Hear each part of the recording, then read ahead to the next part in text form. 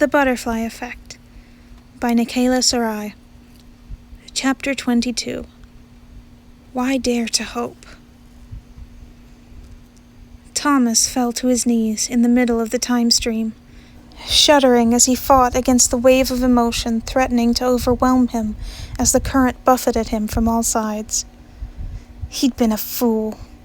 Roman had had him actually believing there on the bridge that this warp would be different, that his streak of greens would finally come to an end. And then the actor had to go and... Thomas screamed, slamming his fists down among the lifelines that quickly parted around his hands to avoid getting pummeled. He hated this. He'd gone and let himself hope that he'd finally get his golden warp. And Roman had screwed it all up. And for what? Some nobody on a bridge. Someone Thomas hadn't even sensed. He bowed his head, resting his forehead on his fists, tears streaking silently down his cheeks.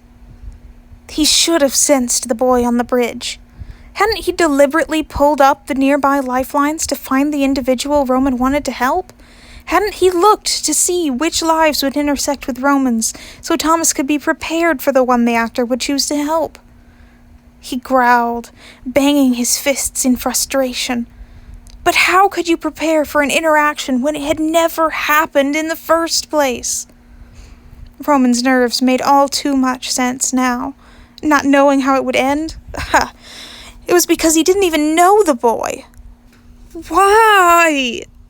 He yelled, his fingers digging into the time stream. It had been going so well. So well. Roman hadn't even seemed to be affected by the setback in his career. He'd been looking forward to his third choice, not even considering the possibility of redoing the second. This warp had been going so well that Thomas had actually... He'd believed... He shuddered, closing his eyes to prevent more tears from falling. He'd been a fool.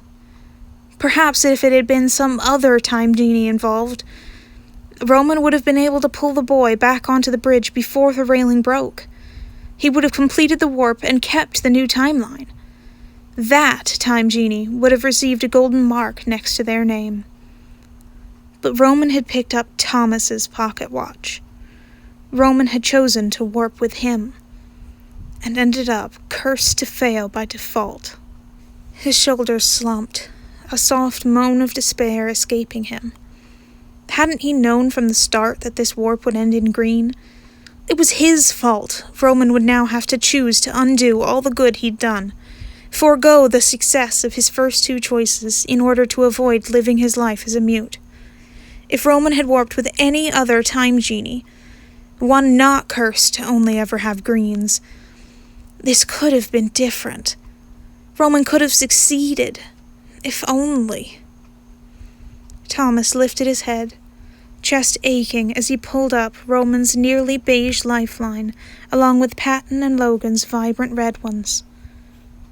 "I'm sorry, Roman," he whispered, running his fingers over the threads, mourning what could have been. "I wish you could have warped with another genie.